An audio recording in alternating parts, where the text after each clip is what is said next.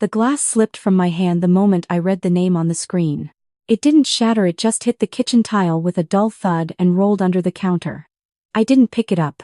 I stood there, my husband's phone in one hand and 3 years of a marriage I thought was solid dissolving somewhere behind my eyes. That was a Thursday evening in February. The kind of cold that only Southern Ontario knows how to deliver, the sort that gets into the walls of the house and stays there no matter how high you set the thermostat. Let me take you back to the beginning. My husband and I met at a work conference in Ottawa, 9 years ago. I was 31, working as a financial analyst for a mid-sized logistics firm.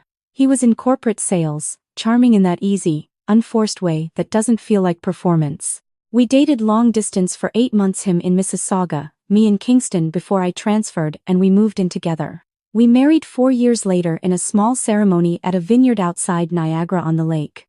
His mother cried. My father gave a speech that made everyone laugh. It was, by every measure, a good day. For a long time after that, it was a good life. He was promoted twice in 3 years. Regional Sales Director, then VP of Client Development at a mid-size manufacturing company headquartered in Oakville. I was proud of him. I told people that. I said it at dinners and at family gatherings, and I meant it every single time. The first thing I noticed was the phone. Not that he was on it constantly, it was more subtle than that. It was the way he angled it away from me when he typed. The way a notification would come through and his shoulders would do this almost imperceptible thing, a slight drop, a release of breath. I filed it away. I told myself it was work stress. The quarterly targets at his company were brutal, and I had watched him carry that weight before. Then came the Amex statement. We had a joint credit card for household expenses and a separate corporate Amex that his company issued for business, travel, and client entertainment. He managed both, always had, and I had never felt the need to look closely. I trusted him. That's the thing no one tells you about betrayal, it happens precisely in the space that trust creates. In November, our joint card was declined at the grocery store on a Tuesday morning. Embarrassing, but not alarming. I called the card company and was told the balance was higher than the limit. I assumed a billing error. My husband handled it from his phone in under 10 minutes and told me it was a merchant charge that got duplicated. I believed him. But the number stayed in my head. The balance had been high, significantly higher than our typical monthly spend. And I realized, standing in the kitchen that evening making dinner, that I hadn't actually looked at that statement in several months. He always downloaded them, always filed them, always said he'd handle the finances, because I was busy with my own accounts at work and it made sense to divide it that way. I went to the laptop after he fell asleep and I logged into the card portal. I scrolled back 6 months. There were hotel charges I didn't recognize. Not large, flashy amounts, they were careful, deliberate amounts. The kind that could pass as a client dinner or a one-night work trip. $1,200 at a Marriott in downtown Toronto on a weekend he told me he was in Hamilton for a regional sales meeting. A restaurant I had never heard of in Yorkville. A spa charge in Collingwood during the long weekend in October when he'd said he was golfing with his colleague from the Brampton office. I didn't say anything. I closed the laptop. I went upstairs and I lay next to him in the dark and I listened to him breathe and I thought, I need to be certain before I do anything at all. That became my project. And I was, at my core, a financial analyst. Certainty was something I knew how to build. Over the next 6 weeks, I documented everything quietly. I created a folder on my personal laptop, password protected, backed up to a cloud account he had no access to. I cross-referenced the card statements with his calendar, which he'd shared with me years ago and never revoked access to. The overlaps were consistent. Every unexplained charge corresponded to a gap in his schedule, a vague entry that said client offsite or travel day. I still didn't know who. The answer came from his phone, and it came by accident. He had left it on the kitchen counter one evening while he showered. I wasn't going through it, I want to be clear about that. I was walking past to refill my coffee and a message preview appeared on the screen. Just enough text to be visible before it timed out. Miss you already. Tonight was. That was all I saw. But it was enough. The name in the preview was a woman I'll call Claire. I recognized it immediately. She was the senior account manager on his team. I had met her twice, once at his company's holiday party 2 years ago, once at a dinner with some of his colleagues last spring. She was polished, sharp, the kind of person who makes you feel slightly underdressed even when you're not. I had liked her. I had thought, watching her talk across the table, that she seemed good at her job. I put my coffee down and I went back to my office, and I sat for a very long time. I did not cry. I want to say that clearly, not because I'm proud of it, but because it surprised me. What I felt instead was a kind of crystalline focus. Every instinct I had was pointing in one direction. Do not react yet. Know everything first. Then decide. So I built the case. I went back through the Amex records more carefully this time, cross-referencing against her public social media. She posted on Instagram not frequently, but enough. A dinner photo from November, tagged at a restaurant in Yorkville. The same restaurant that appeared on our joint card statement from that month. A weekend trip to Collingwood she'd referenced in a caption with the phrase much-needed escape. The dates matched the spa charge exactly. I pulled our RRSP and TFSA account statements. I checked the joint savings account. The savings account had been quietly depleted over 18 months, not dramatically, not in a way that would have triggered alarm if you weren't looking carefully, but steadily. $22,000, moved in installments of $2,000 to $4,000, always with a plausible description. Contractor payment. Car repair. Travel. I calculated what was missing. $22,000 is a significant number, even in a two-income household. That money had been spent somewhere, on someone, and it wasn't on our house or our life together. I called a lawyer. A family law lawyer in Hamilton, not in our city, not someone who might know us socially. I explained the situation. She was calm and precise, and she told me exactly what I needed and what my rights were under Ontario family law. She told me to keep documenting. She told me not to confront him yet. She told me that separation of assets would look very different if I came to the table with records, versus if I came to the table with nothing but a feeling. I came to the table with records. In January, his company announced a Regional Leadership Award internal recognition for top performance. My husband was selected. There was a dinner event at a hotel ballroom in downtown Toronto, organized by the company. Spouses were invited. It was formal, catered, the kind of event where the company rents out an entire floor, and everyone stands around with wine glasses looking important. I bought a dress. I had my hair done. I told him I was so proud, and I was, or at least, part of me still was. That's the complicated thing about long love. It doesn't just switch off. It sits beside the grief and the anger, and it makes everything harder to carry. We arrived together.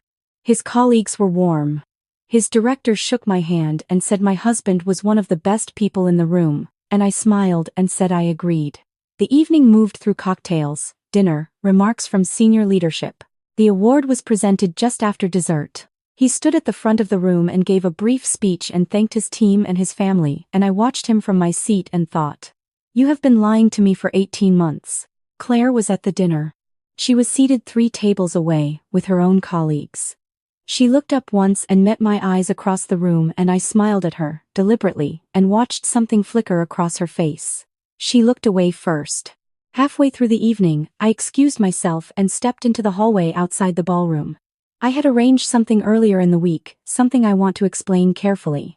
I had contacted his company's HR department anonymously, using a separate email account, with documentation of the corporate card charges that appeared to be personal expenses, the hotel stays, the restaurant bills. I had done this not out of revenge, but because those charges were real and they were improper.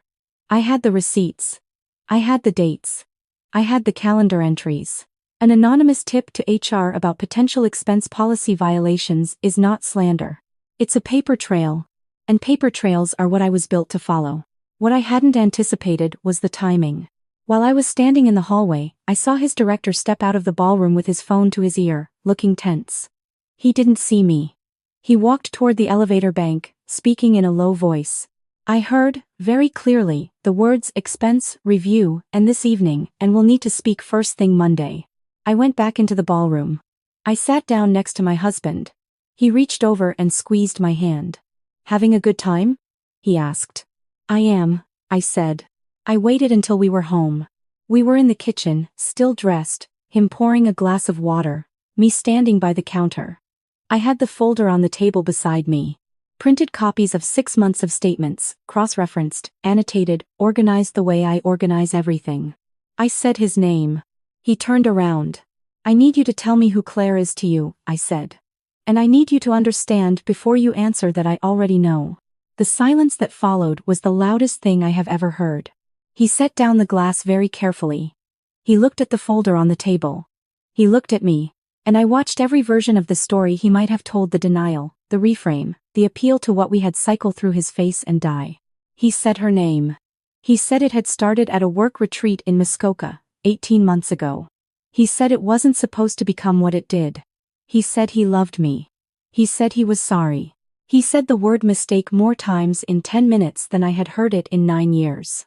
I let him finish. Then I told him I had already spoken to a family law lawyer. I told him about the $22,000.